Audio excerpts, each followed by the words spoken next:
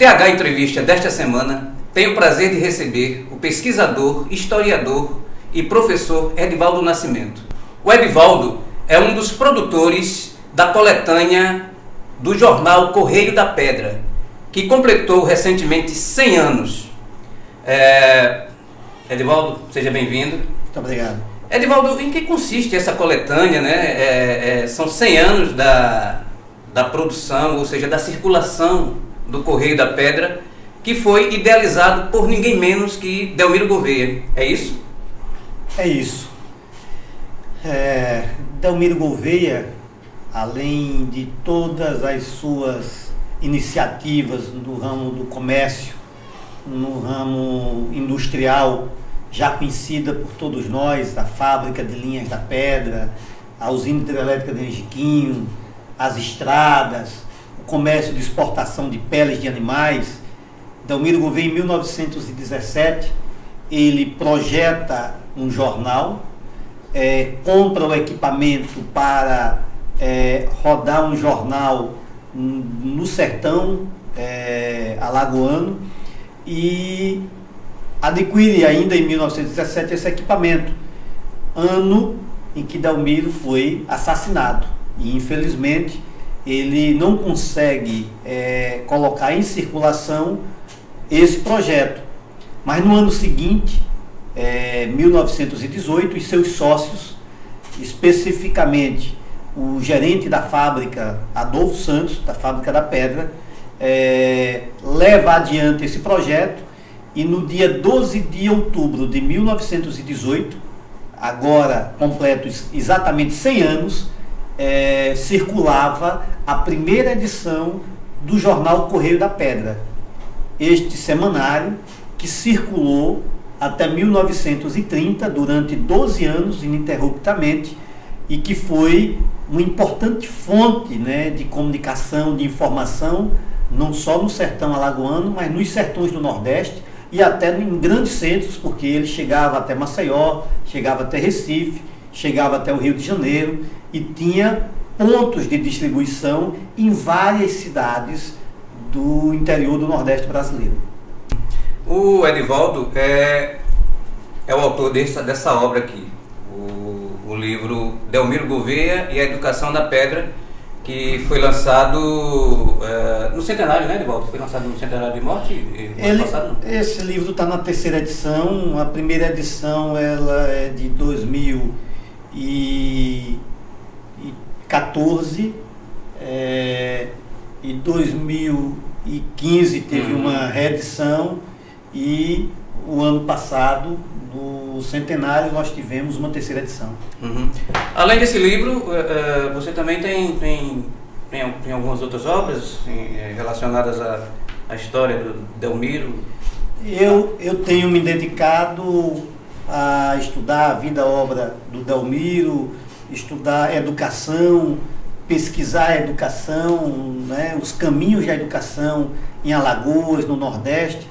E tenho capítulos em vários livros, participo com artigos também publicados em livros que foram publicados em outros estados e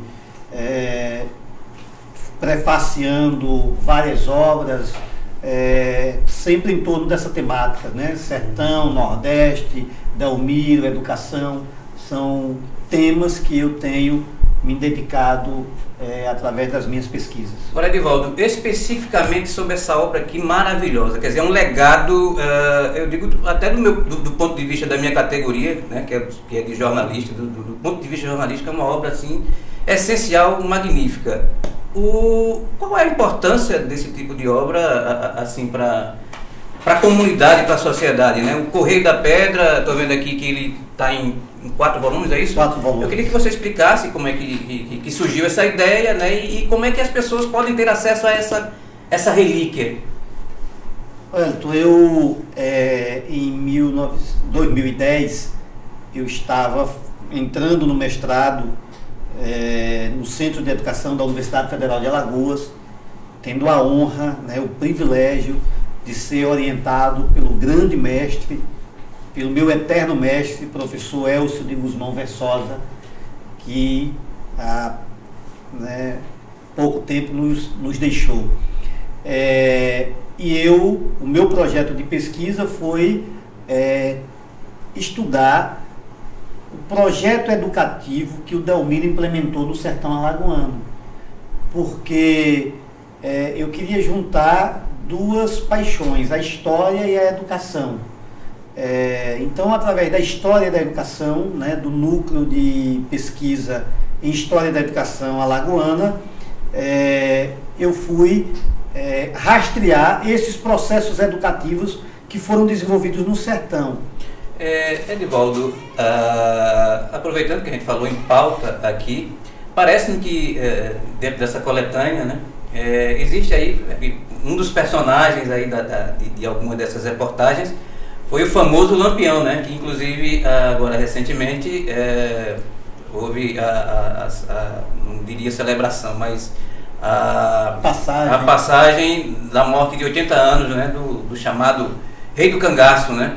E o personagem Delmiro Gouveia e o personagem Lampião, eles se cruzam em determinados momentos de suas vidas, né? E eu queria que você contasse um pouco, né, enquanto pauta aí, o que é que tinha em termos de Lampião e de outros personagens aí nessa coletânea fantástica. Pois é, o Virgulino Ferreira, ainda muito antes de entrar para o cangaço, ajudava o seu pai, José Ferreira, que era almocreve, né? Almocreve era aquele que transportava no lombo de animais, mercadorias, fazia o trânsito, né, de mercadorias pelo interior, de uma região para outra. E o Zé Ferreira, pai de Virgulino, trazia peles de animais do sertão pernambucano para entregar ao coronel Delmiro Gouveia no núcleo Fabril da Pedra, ainda antes do núcleo Fabril, porque Delmiro chega em Alagoas em novembro de 1902. Em março de 1903, ele adquire uma propriedade e transforma essa propriedade num grande centro receptor de peles de animais de todas as regiões do Nordeste brasileiro. Então, os sertões baianos, os sertões pernambucano, cearense, paraibano, alagoano, eram emissários de peles para o sertão alagoano, porque lá Delmiro tratava essas peles, embalava e exportava como matéria-prima para os Estados Unidos. Aliás, ao longo da vida do Delmiro, foi com as peles que Delmiro constituiu capital suficiente, desde o período em que ele esteve em Pernambuco, em que já era conhecido, aclamado como o rei das peles. É com peles de animais que Delmiro vai constituir capital para seus empreendimentos. O mercado do Derby, que foi o primeiro grande shopping center do Brasil, protótipo de shopping center no Recife, o Grande Hotel Internacional, a usina de refinamento de açúcar. E depois, já no sertão alagoano, ele vem empreender com o núcleo Fabril da Pedra, a fábrica de linhas, a usina de Engiquinho. Mas são os lucros obtidos com o comércio de peles que vai possibilitar a Delmiro isso. E o Zé Ferreira, pai de Lampião, era um desses agenciadores de peles, comprava peles, recolhia peles no sertão pernambucano e trazia para entregar ao Delmiro no sertão alagoano. E o jovem, com aproximadamente 14 anos de idade, um jovem acompanhava o pai. Esse jovem era o Virgulino Ferreira, e que depois vem a ser o Lampião. Um fato bastante curioso é que em dado momento ali das desavenças da família Ferreira, família de Virgulino, com os seus desafetos lá, uma outra família pernambucana, eles se transferem para Alagoas, especificamente para o município de Água Branca do Sertão alagoano. E lá vão trabalhar com o coronel Ulisses Luna, grande chefe político do sertão alagoano, um grande proprietário de terras, e eles vão, durante um tempo, fixar residência lá no município de Água Branca. E lá no município de Água Branca, é que, inclusive, no cemitério de Santa Cruz, que fica entre Mata Grande e Água Branca, estão enterrados o pai e a mãe de Lampião.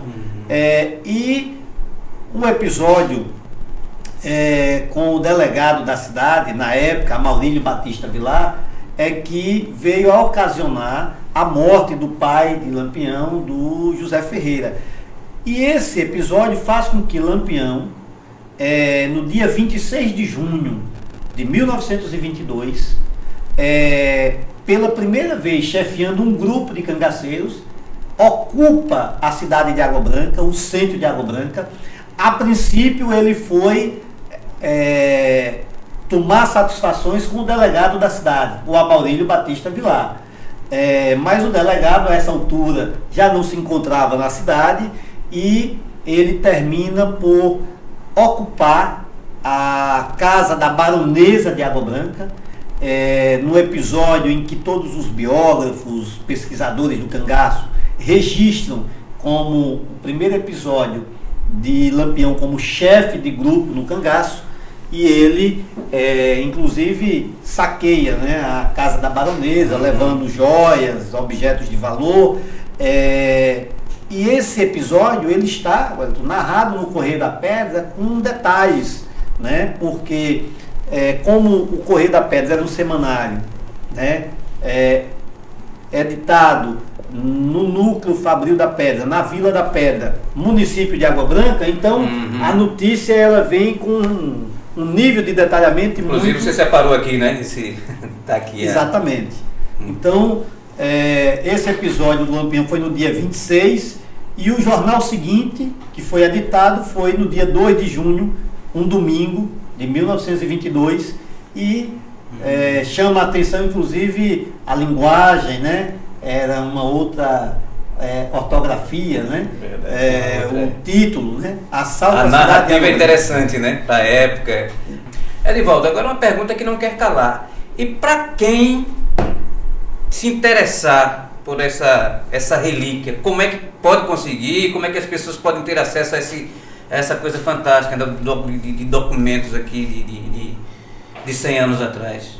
Este projeto que foi viabilizado pela Secretaria de Comunicação do Estado, através do jornalista Enio Lins e do governador do Estado. Esse projeto ele esteve inserido no conjunto de ações dos 200 anos de Alagoas, e nós fizemos um lançamento simbólico no dia 5 de junho de 2018, em referência à memória de Delmiro Gouveia, porque esta data, 5 de junho, é a data do seu nascimento. Então, o governador Renan Filho, a Secretaria de Comunicação e a imprensa oficial Graciano Ramos queriam fazer esta homenagem à memória do Delmiro e ao jornalismo alagoano, porque eu também entendo que esta publicação é também uma homenagem a vocês, jornalistas, até porque durante final do Império e as primeiras décadas do século XX, o jornalismo alagoano, a imprensa escrita, é marcada por perseguições, pelo empastelamento de jornais, e o resultado disso é que poucas coleções dos inúmeros, dos quase 300 jornais que circularam em Alagoas foram preservadas. Então, esta coleção ela tem o objetivo de chegar aos pesquisadores, aos curiosos, aos historiadores, ou aqueles que se interessam pela memória, né, dos sertões do Nordeste, pelas histórias, né, do Nordeste. E a ideia é agora, né, passadas as eleições, que seja impresso um volume maior desta coleção. E aí, a princípio, as instituições terão prioridade para receberem este material às instituições de pesquisa, às bibliotecas, os arquivos públicos, mas será também através da imprensa oficial disponibilizado para aqueles que individualmente querem, né, ter uma coleção dessa, né, em casa para poder apreciar, ler, enfim. Então, isso em breve a gente vai poder divulgar de forma mais objetiva como as pessoas poderão adquirir esta coleção. O TH Entrevista agradece a presença do Edivaldo. Muito obrigado por esse banquete, né, cultural, né, essa história maravilhosa, né, quer dizer, esses fatos que muitos estão aqui, né, aqui documentados no jornal. E seja sempre bem-vindo, Edivaldo. Eu agradeço a oportunidade e quero encerrar tomando emprestado do historiador Frederico Pernambucano de Melo para dizer que este personagem aqui que nós falamos sobre ele, o Delmiro Gouveia, ele está para a história do Nordeste, para a história da industrialização nordestina, no patamar que Lampião está para o cangaço, Luiz Gonzaga para a música nordestina, Padre Cícero para a religiosidade popular, Luiz Gonzaga para a música nordestina. Então, Delmiro Gouveia é um personagem que nos inspira a continuar pensando os sertões, o Nordeste e o Brasil. Edivaldo, mas até pra, o Lampião tem um poemazinho raro, né? Não tem uma história de um... Tem um... Você poderia finalizar com ele, então. Uma quadra que o Raimundo Pelado, poeta popular, atribui ao Lampião, que Lampião diz, né?